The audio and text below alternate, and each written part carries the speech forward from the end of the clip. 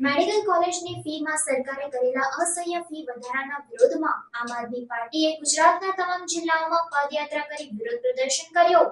ભાજપ સરકારના રાજમાં ગુજરાતમાં શિક્ષણની સ્થિતિ અત્યંત દયનીય બની ગઈ છે।